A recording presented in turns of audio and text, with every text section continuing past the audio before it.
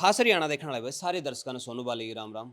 आस्था और पाखंड आजकल बहुत ज़्यादा आपने देखने मिला है कि कई जगह पाखंड है, लेकिन आस्था का लेवल के उसका है, भगवान के प्रति कितनी ज़्यादा श्रद्धा या समर्पण उसका है, इस चीज़ का अंदाज़ा एक आम इंसान कदे नहीं लगा सकता।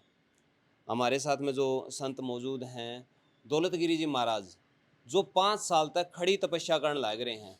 और खड़ी तपस्या के बाद में, क्योंकि आजकल आप देखा एक आम इंसान अगर शाम तक मतलब सवेरे तक भी किसी जागरण में भी खड़े हो जाए है नहीं, तो उसके बाद में भी सवेरे उसकी हालत खराब हो ही पावे और उसके बाद में डॉक्टर के लेकर जाना पड़ा है। लेकिन महाराज जी हैं, 5 साल तक खड़ी तपस्या करने लग रहे हैं और एक परमात्मा ने इतनी शक्ति दे रखी है कि इतना कुछ हो गया है, पैरों के हालात देख लो। उसके बाद में परमात्मा ने शक्ति इसी दे रखी है कि भाई हार मानने का तो मतलब ही नहीं है। किस तरह तक के कुछ महाराज जी का मन में आया, किस तरह तक के कुछ विचार बनया है, वो चीज़ आप जानने की कोशिश करांगे। लेकिन इनकी माया यहीं जाना है, आप नहीं जान सकते, उस लेवल तक आप भी नहीं पहुंच सकते ना। अपनी सोच में आ सकती मैं चीज़ की परमात्मा के साथ में क्या कनेक्टिविटी है। महाराज जी आदेश पहले तो महाराज जी, पहले तो मैं आपका जो शुरू का जीवन है किस तरह से साधुता में आए वो आप जरूर बताओ। मेरा तो जन्म स्थान छत्तीसगढ़ का है और मैं पढ़ाई कर रहा था। मेरा बीकॉम सेकेंड ईयर है SBR कॉलेज बिलासपुर से। फिर मेरी माता जी कोमा में चली गई थी।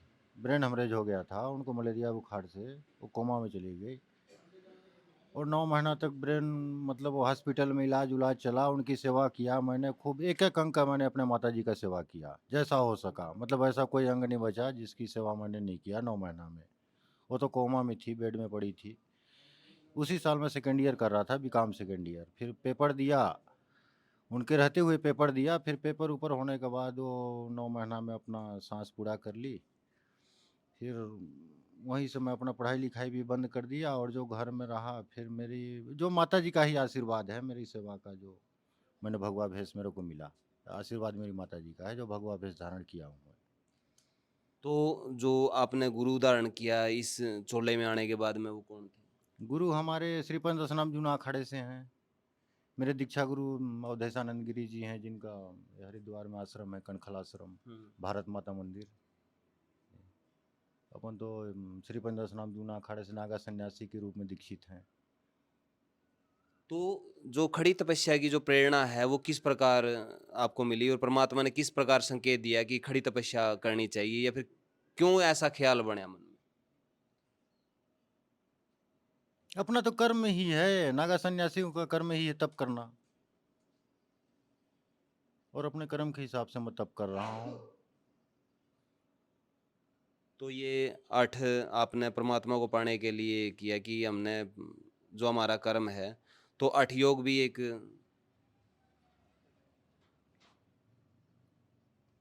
हाँ, लालसा तो है भोलेनाथ का एक झलक पाने का,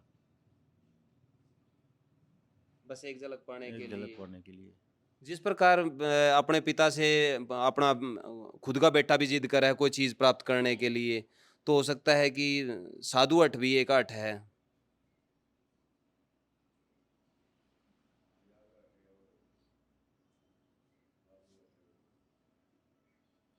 जब तक दर्शन नहीं हो जाते महाराज जी, फिर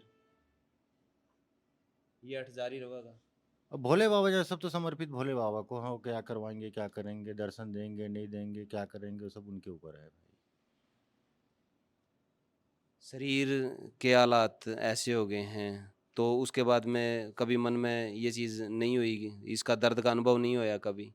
दर्द का अनुभव तो होता है, पहले बहुत हुआ, अभी तो ठीक है। अभी तो भोले बाबा की कृपा है, बहुत साक्षात कृपा है कि अभी मेरा सब पैर ठीक है। पहले तो बहुत हालात खराब थे। चलने फिरने में भी असमर्थ थे पहले ही। पहले तो एकदम उसमें हॉस्पिटल में इलाज हुआ, छत्तीसगढ़ में 2-3 बार हॉस्पिटल में एडमिट किया गया, खड़े खड़े इलाज हुआ था वहाँ। तो दिनचर्या के जितने भी कार्य हैं गुरु जी, वो फिर सारे के सारे सब खड़े। खड़े खड़े, सब खड़ी क्रिया है, सब खड़ी क्रिया है।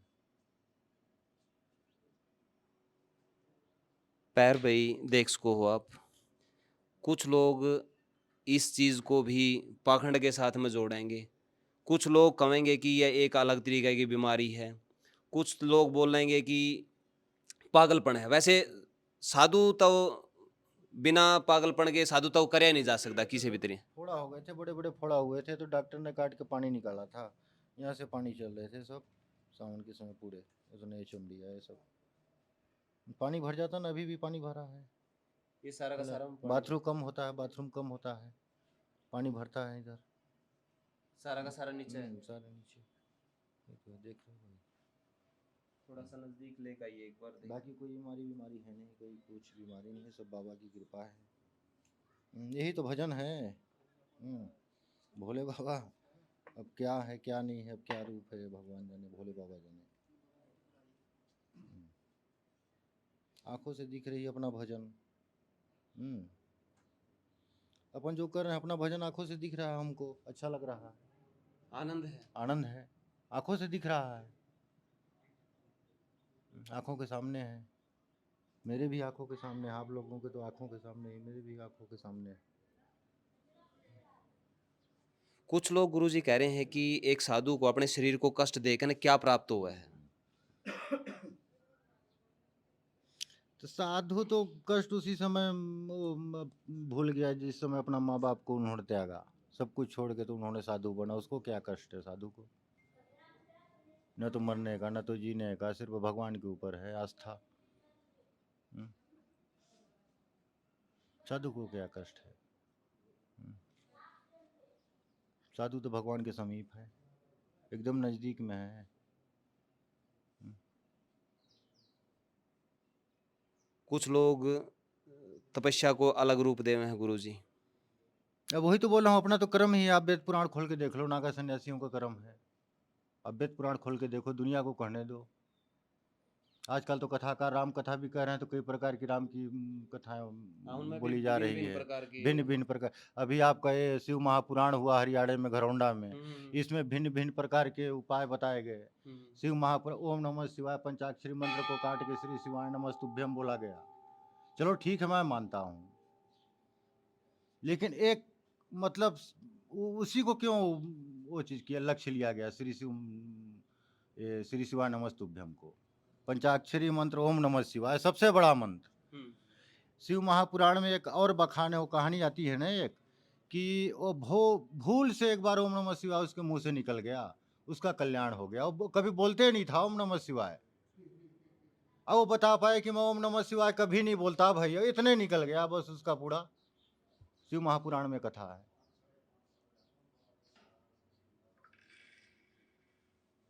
और शिव महापुराण के हर पेज में आप ओम नमः शिवाय का पाएंगे, ओम का पाएंगे। ओम में तो ब्रह्मांड की रचना है, ओम शब्द में बीज मंत्र जिससे सारी सारी सृष्टि चल रही है, उसी में निर्धारित है ओम में। गुरुजी फिर पाखंड और भक्ति मंत्र किस तरह तय है? पाखंड तो भी कथाकार भी बताए कि जटा बढ़ाने से कुछ नहीं है, तप करने से कुछ नहीं है। कितने चले गए तप कर करके, उनको क्या मिला, वो मर गए। अभी आपके घरौंडा में बोला गया शिव महापुराण में।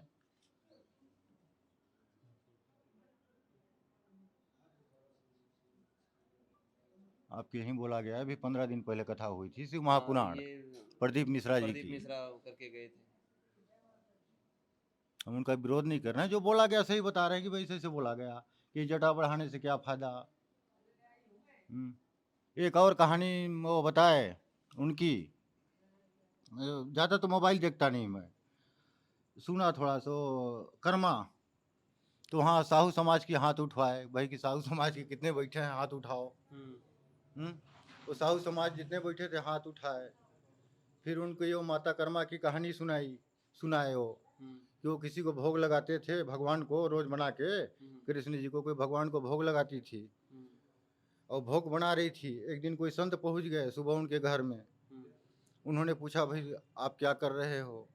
तो उन्होंने बोली कि भाई भगवान के लिए मैं भोग बना रही हूँ।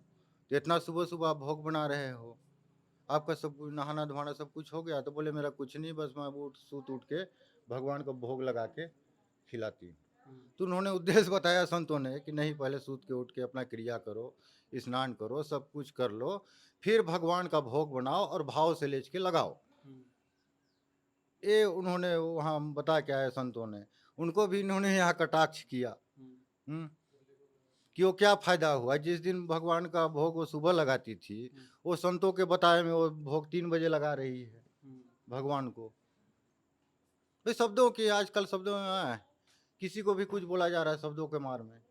शब्दों की कीमत है, बस वही शब्द हैं, घूम फिर के वही बन रहे हैं सब।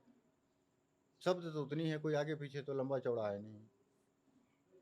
और वही शब्द को घुमा फिरा के अपना सनातन धर्म के लोग अपना ही खंडन कर रहे हैं। विज्ञान मैं तो और मानता हूँ एक लोटा जल ठीक है, भोलेनाथ को एक लोटा जल चाहिए। भोलेनाथ के तो जटे में खुद गंगा निकली कि नहीं निकली, छोटा सा बच्चा भी जानता। ठीक है एक लोटा, और तो कुछ चाहिए भोलेनाथ को?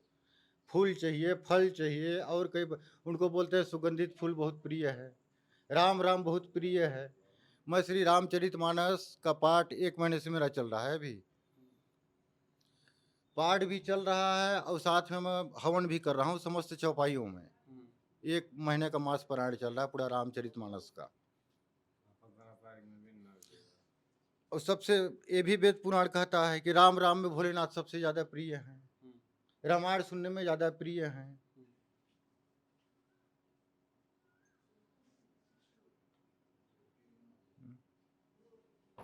इस चीज का तो जिक्र राम के साथ में उनका प्रेम तब भी आवा है जब वो लंका के लिए जावे हैं, तो रामेश्वर की जब रामेश्वरम की जब वो स्थापना करे हैं तो तब भी बोल रहे हैं जब शिव भगवान प्रकट होए। रामे जी तो स्थापना किए, हाँ, रामे जी का तो स्थापना किया हुआ है तो उसमें रामेश्वरम। जब अर्थ निकाला गया तो वो तो उसके हैं, राम जिसके हैं ईश्वर, राम के ईश्वर जो हैं तो दोनों हैं। आज तक दोनों इस हैं, चीज का कंफर्म नहीं हो पाया नहीं है। हो पाया।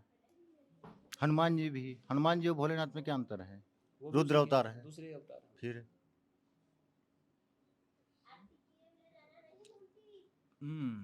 अब महाराज जी बाकी दुनिया तो समझदार है। गणेशाणी संसार सागर, हाँ संसार सागर है भाई, भांति भांति के लोग हैं, सबकी अपनी अपनी सब विचारधारा अपनी है। अपनी विचारधारा है। कोई किसी को, मैं तो अगर इतने समझने, अगर आप इंसान अगर एक दूसरे को समझने लगे ना तो हमारा देश बहुत अच्छा रहेगा। लेकिन एक दूसरे को समझ के राजी है नहीं कोई किसी को, नीचा दिखाने पे तुले नीचा हैं। दिखाने का। अपने आप को ऊंचा। ब्राह्मणों का अपमान होना चालू हो गया, साधुओं का अपमान होना चालू हो गया।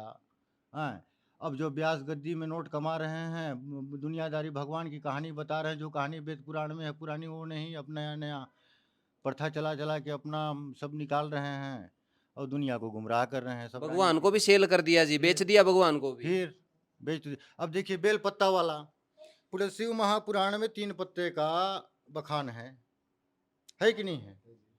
कि 3 पत्ता चढ़ाओ, उसमें भी कटा छटा नहीं होना चाहिए, उसका भी डंठल तोड़ के चढ़ाओ, ठीक है। अब ये क्या बोले, आधा टुकड़ा भी बेल पत्ता हो उसको भी चढ़ाओ, भोलेनाथ प्रसन्न है। अरे हम जैसे आप लोगों के जैसे पहले बेल का पेड़ ढूंढता था कहाँ है, जाता था, फिर देखता था कि 3 पत्ता कहाँ है, ध्यान से खोजता था, फिर 3 पत्ता को तोड़ता था, फिर देखता था उसमें छेद है कि नहीं है, फिर उसका डंठल तोड़ता था, फिर धो धा के भगवान को बड़ी भाव से समर्पित करता था। भाव तो वहीं बना, तोड़ते समय वो खोज रहा 3 पत्ता, कोई छेदा ना हो, साफ हो। तब नया नया अपना सब शिव महापुराण में कही है बखान कि आधा पत्ता बेलपत्ता, आधा बेलपत्ते में भी प्रसन्न है भोलेनाथ। भाई मेरे को तो मालूम नहीं है, भाई ज्ञानियों को मालूम होगा, मैंने तो नहीं सुना आज तक। तो हर एक इंसान ने अपनी एक नई किताब बना रखी है, अपना नया उच्चारण बना रखा है, अपना नया मतलब निकाल के। मिला कि अपना जीवन यापन कर रहे हैं, जो भी जैसे उन संतों ने कर गए। सिद्ध संत तो पहले थे, हम तो उनकी नकल कर रहे हैं, डुप्लीकेट कर रहे हैं। वो कर गए तब, जिसकी वजह से धरती टिकी हुई है, और उनकी वजह से हमको 2 वक्त की रोटी मिल रही है। ये सब उन्होंने कर गया, अब ये सृष्टि चला रखी, एक से एक संत थे। फिर किसी की बात मत लो, किसी का बात मत मानो, ये सब व्यास गद्दी है। व्यास गद्दी से भाई वो तो भगवान है, व्यास गद्दी में आप किसी को बैठा दो आपको माथा टेकना पड़ेगा, चाहे कोई भी पहुंच जाए। व्यास गद्दी की कीमत ये है। अब व्यास गद्दी से तुम दुनियादानी को आजकल कितने कथाकार हैं दिखिए ना, मैं एक को नहीं कर रहा हूँ, खाली कथाकार गुमराह कर रहा है। हाँ। केवल कथाकार, हमारे माल धर्म को लूट रहे नीचे हैं जी, गिरा, अपना धन भर रहे हैं। हमारे धर्म को नीचे गिराने वाला केवल कथाकार है। नहीं तो पुराने वेद पुराणों को अगर सुना, पुराने वेद पुराणों के हिसाब से चले इंसान, तो आज किसी को दुख होने की जरूरत नहीं है, किसी को कष्ट पाने की जरूरत नहीं है। लेकिन नए नए संविधान, 11 दाने 21 दाने गेहूं के चढ़ाओ, करोड़पति बन जाओगे। लड़का को पास कराने के लिए उस पर पत्ता को ऊपर तिलक करो, वो कर दो, वो कर दो। ये पाखंडी तो है। एक बेल पत्ता चढ़ाओ, उसको फिर घर ले जाओ, 1 महीना तक चढ़ाते रहो, फिर घर आपको कभी धन की जरूरत नहीं पड़ेगी। आप श्री शिवाय नमस्तुभ्यम करते रहो, कुछ काम मत करो, आप धनवान रहोगे। तो ये पाखंडी ही है। अब हम नहीं जानते भाई, अब क्या है आप लोग जानो। आप लोग सुनने वाले 10 लाख की अभी भीड़, हमारे यहाँ तो कभी 100 की भी भीड़ नहीं हुई। हाँ, पाखंड के पीछे तो भीड़ है ही जी। हमारे यहाँ तो 100 की भी भीड़ नहीं हुई। अभी तो 10 लाख की भीड़ चल रही थी, जेड प्लस सुरक्षा लगे थे। जहाँ राजनेताओं के लगते वहाँ कथाकारों के अब जेड प्लस सुरक्षा लग रहे हैं। क्या होगा देश का। हम इतना बड़ा रामचरितमानस अभी यज्ञ किए, आप किसी को पूछो, आप पूरा लाइव दो, कितना बड़ा काम मैंने भोले बाबा और समाधि वाले बाबा की कृपा से किया। इसको मानने को कोई राजी नहीं।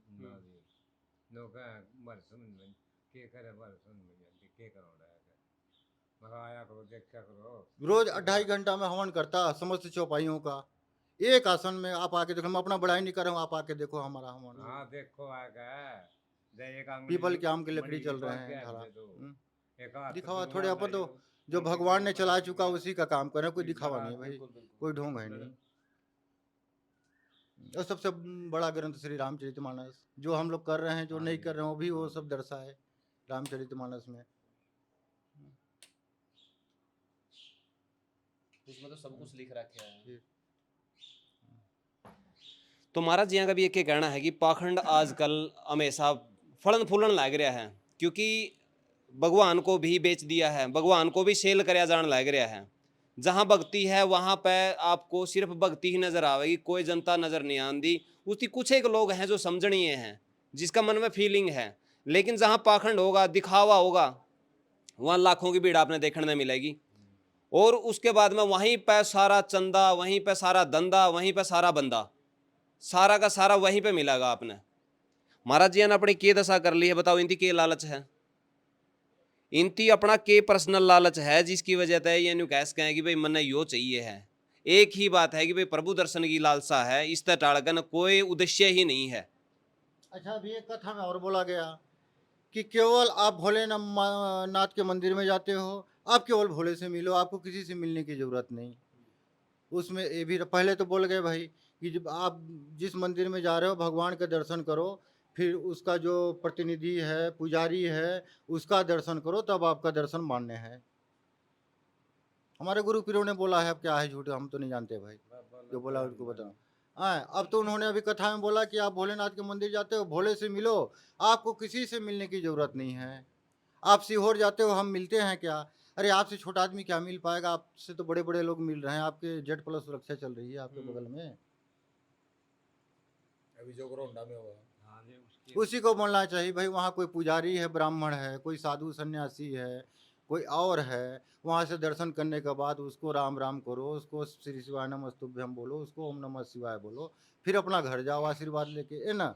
होता है भाई हमारी सोच, हम तो भाई ऐसे नंगे बाबा लोग हैं, कुछ भी बोल देते। तो एक अपने जो शुरू में यह कहावत भी तो ही कर दी भाई, भाई भगवान देखो, भगवान गुरु मैं दो जो खड़े। बोल रहा हूँ, देखो जो बोल रहा हूँ, ये नागा बाबा लोग कुछ बोलना नहीं जानते, क्योंकि अज्ञानी तो रहते हैं, ज्ञानवान तो रहता नहीं नागा बाबाओं को, मान रहे हो ना, कोई ज्ञानवान तो है नहीं।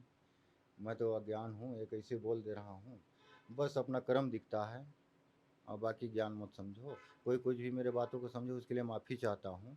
लेकिन यह है कि आजकल कथा कथा में नए नए विशेषता, सब पैसा कमाने का वो बना लिए हैं धर्म को हमारा।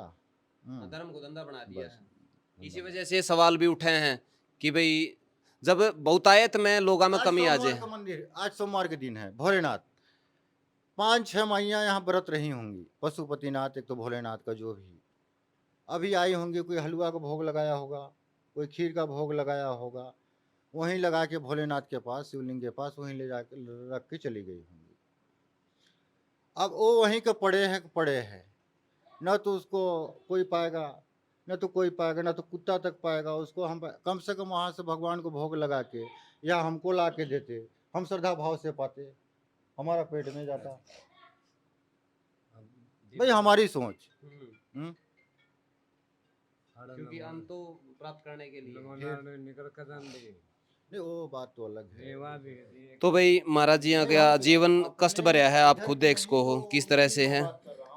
क्योंकि बहुत सारे अपनी अपनी राय रखेंगे, सारे के सारे तो परमात्मा तक भी खुश नहीं है, क्योंकि परमात्मा में भी कमी निकालने वाले हैं। इतना बड़ा कथाकार करके चले गए, कितने पैर टूट के अभी हॉस्पिटल में पड़े। अब यहाँ शिव महापुराण की कथा हुई, बताओ फिर। तो भाई इस टाइम पे कवि गांव में हम पानीपत के अंतर्गत आवे हूँ, जहाँ पे दौलतगिरी जी महाराज हैं, वो खड़ी तपस्या कर रहे हैं, 5 साल तक लगातार कर रहे हैं। और इच्छा है महाराज जी की कि प्रभु दर्शन जब तक नहीं होते तब तक जितनी सामर्थ्य है वो लगे रहेंगे। शुरू में कष्ट बहुत आया, लेकिन है भोलेनाथ की कृपा, अब तो चल रहा है काम। बाकी देखो भी जैसा भी है। आपने क्या कुछ लगा नीचे कमेंट बॉक्स में आप जरूर बताइए भाई।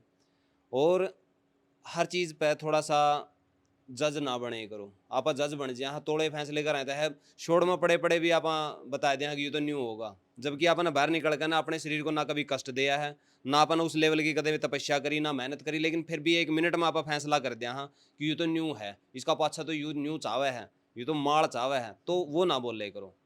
पहला थोड़ा सा धरातल पर उतरो, जानो, और उसके बाद में किसी के ऊपर सवालिया निशान खड़ा करो। वीडियो ने भाई शेयर कर दियो। सारे ना राम राम।